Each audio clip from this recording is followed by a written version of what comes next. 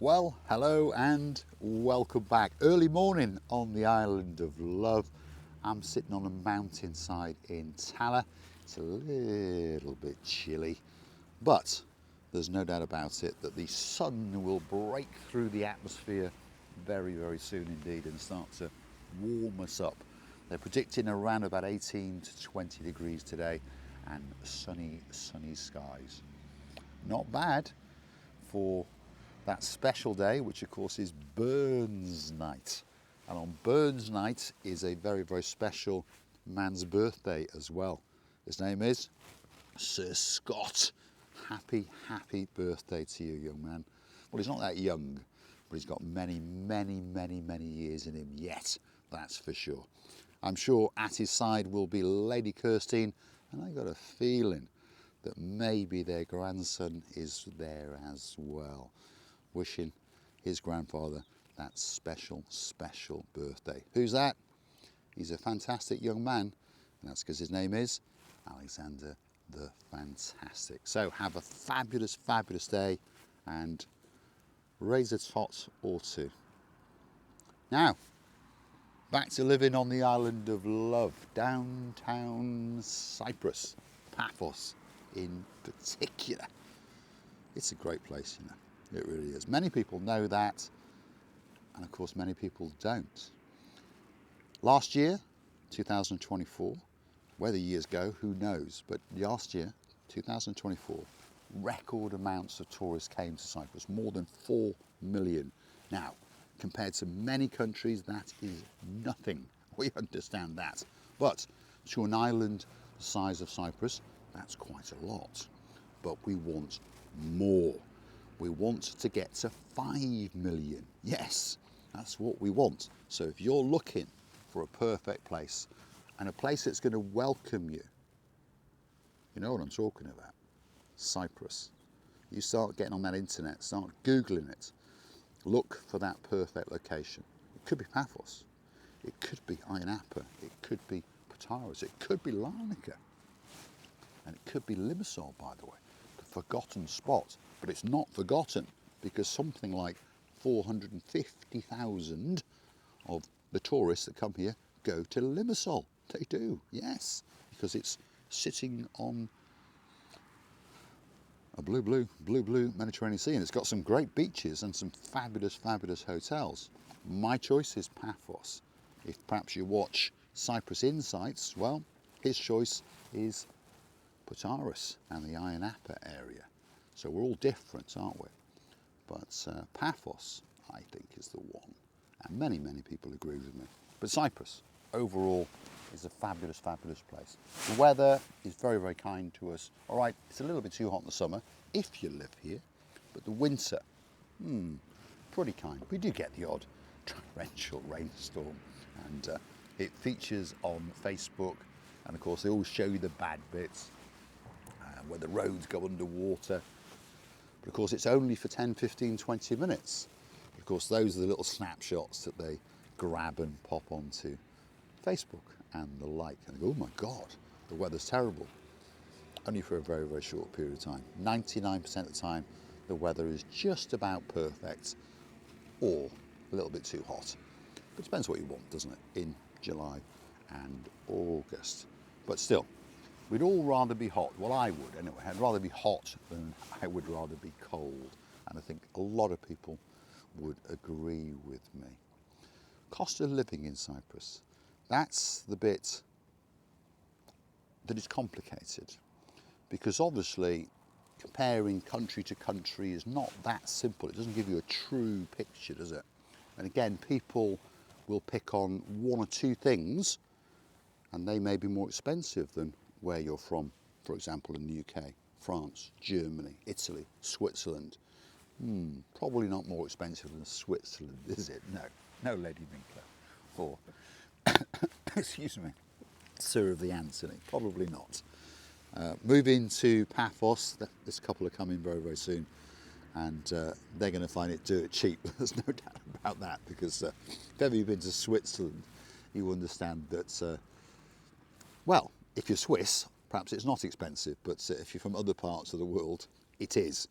I think I read somewhere not that long ago that the minimum wage in downtown Geneva, which is where these people are from, was €4,000. So £3,500 a month was the minimum wage. So a lot of people are earning an awful lot more than that. So if they are relocating to Cyprus, they're going to find it pretty cheap.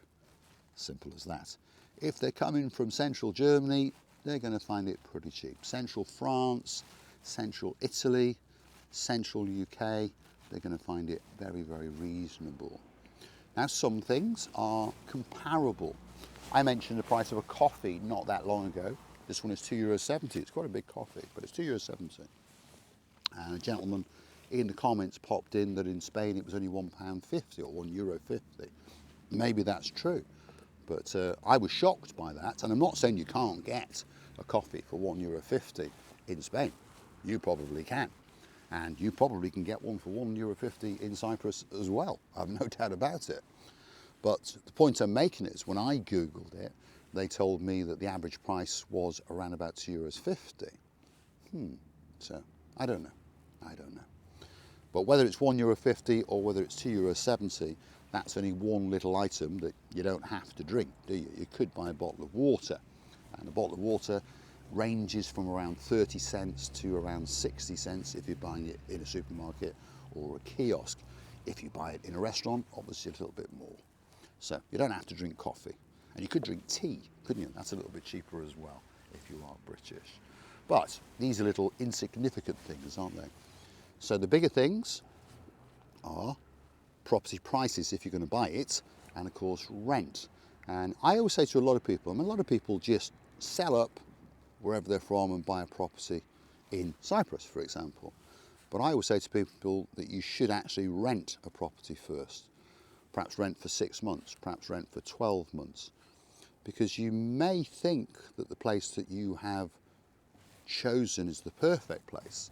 But of course, once you've bought the place and then spent 6 months there, you might find that it's not. And I'm not talking about the house that you bought or the apartment that you bought. I'm talking about the area that you bought. You know, your neighbours, parking, this kind of stuff. If you rent it for 6 months, you might find that yes, it is perfect. And the odds are that somewhere very close or even in the same complex or in the same development, there will be a property for sale, and then you could choose to buy it. Now, I'm not giving you advice, I'm just giving you my thoughts. So I would rent somewhere, and I know many, many people that I've known for 16 years who have rented their property, whether it be an apartment, a bungalow or a villa, and they could more than afford to buy the place 10 times over. But they came, rented somewhere to, shall we say, find their feet while they looked for the perfect property, and perhaps the perfect property never came up. Or perhaps they decided they'd like to move around a little bit. So some people I know will stay somewhere 2 or 3 years and then they'll up sticks and move maybe only across the road or maybe to the next district. Obviously you've got to have enough income to be able to pay that rent. But I remember talking to a gentleman not that long ago, and he had the money to buy a property, and even with the low interest rates that he's getting on his money, it still covered the rent that he paid. So I can only assume he had something like £500,000 sitting somewhere paying him 4-ish thousand a month. So that was paying his rent and his bills on the property, and obviously giving him an income as well. So this is something I think a lot of people don't think about, do they? I think particularly in the UK, because I'm from the UK, I don't know how the German mentality works, the Italian and the French mentality works, because I don't live there.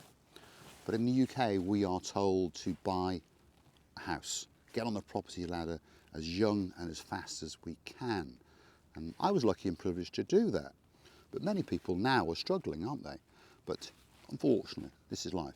But most of the people who are going to relocate and retire to Cyprus got onto that property ladder a long time ago.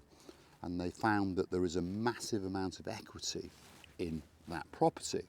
So when they sell that property, they've got a big, big lump sum of cash. Then they, because that's what they were told, transfer that cash into another property, another asset in, let's say, Cyprus, and live for the rest of their lives. Now, normally through town properties do go up, yes, but the odd person can be unlucky where they buy in a dip or a high, or a dip or a high. These things do happen, don't they?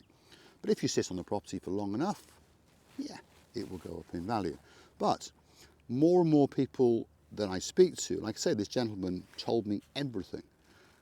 He liquidated his house in the UK on the outskirts of London.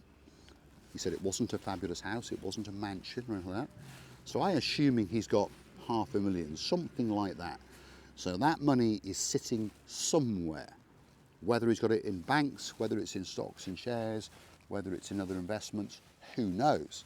But he believes it's very, very secure, and he believes that it will go up a little bit, a few percent every year, and that will allow him to access some of that capital to pay his rent and his other bills, and he will still have a big nest egg coming towards the end of his days. That's what he said. He's in his late 60s now. So I wish him, and I'm sure you do, a long, long life. Let's hope he does live well into his 90s. But his words were, he has more than enough money to pay his rent, even if the rents go up, for the rest of his life, and still have some money left to leave to his children. And on top of that, he has the freedom, isn't it? So what he said, the freedom of movement. So at the moment he lives in a 4-bedroom villa. As he said, as he gets older, he would then downgrade to a bungalow or an apartment on the ground floor. He's quite a clever man. He's a man who has thought well ahead, shall we say. And I think that's something that a lot of us think that we do, but we actually don't. And I've got a lot of customers who have bought properties in Taller, and I'm not insulting Taller, but Taller is built into a mountainside. So let me continue with my train of thought. I have a customer, well, I have many customers actually in Kamaras village, and her bungalow is beautiful. The view is to die for. She has 2 parking spaces, which are perfect because she only has 1 car.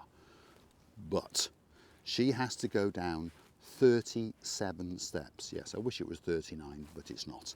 37 steps to get to her front door. And guess what? When she wants to go to her car, she has to go up 37 steps. And this is quite common in many of the properties, not just in Cyprus, if they're in a mountainside. And I remember her telling me when I first met her, now she was in her early 60s by the way, that they fell in love with the property and the view. But now, I think you know where I'm going, she is getting old. Yes, she's getting old.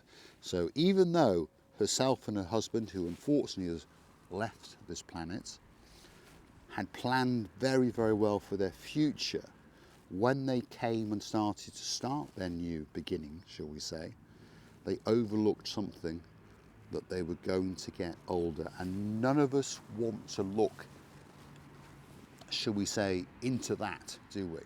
We always try to put it aside. And these are some of the things that I'm saying that you need to think about. So a lot of people, where I'm actually going is this, if you understand me. A lot of people cash in their chips and then buy another property, or they don't cash in their chips to buy another property because they understand that they won't have enough money to live when they move to Cyprus. So cash in your property and rent, and then you've got enough money. Because if you have got sitting in a bank 300, 400, 500, in many cases a lot more, and you are in your early to mid 60s, again, I wish you a very, very long life. But how much money are you going to spend over the next, realistically, 20 years? Food for thought. Anyway, I'm going to say thanks for watching. Thanks to Lady Kirstine for this wee dram, and I hope you have a fantastic time with Sir Scott tonight, and hopefully he raises a pint of Keo to remind him of Cyprus, and we'll look forward to seeing you when you come back to Cyprus next year. Yeah, although I think Kirstine is coming in the summer, and if she does, that'll be fabulous, because we'll have a massive welcome for you at the Marika and Me Lounge Bar. If you'd like to buy us a coffee, hunt us down on the Buy Me a Coffee platform, Marika and Me Buy Me a Coffee. Up will come our landing page. You can read a little bit more about us, read a comment or two, and we all like to read the comments, don't we? And then perhaps you might feel generous and gift us that coffee or two. If you'd like to help us out at the Marika and Me Lounge Bar, have your name on the Wall of Fame, on the Hollywood staircase, which will be a photo opportunity of a lifetime. Think of the selfie when you take it back home, and you can say, look, there's my name on a brick. Sir Craig of Herefordshire, yeah, and his girl, Lady Hayley of Herefordshire. Going to be a fantastic photo and a great, great memory. If you'd like to have your name on the Wall of Fame, on the Hollywood staircase, hunt us down on PayPal. Just look up Paul G Cyprus, Paulgee Cyprus, in the PayPal search box. Up will come my face, Marika's face, as we say a massive thank you to you guys. And when you come into the Marika and Me Lounge Bar, your name will be on that wall. Do you want to see the view? It's still a little bit gloomy, to be honest, but I got a feeling it's going to be warming up pretty quick, because it's still early in the morning, and in general in Cyprus, everything just goes blue. Thanks for watching. I look forward to your company again very, very soon indeed.